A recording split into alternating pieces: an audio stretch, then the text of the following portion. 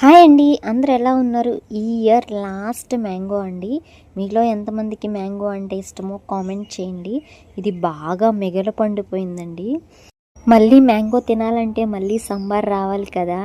ఇది మిగల పండిపోయింది. ఇట్లా గేరడానికి కూడా సరిగ్గా రాలేదండి, జారిపోయింది. చాలా టైం పట్టింది దీన్ని తొక్కవలవడానికి.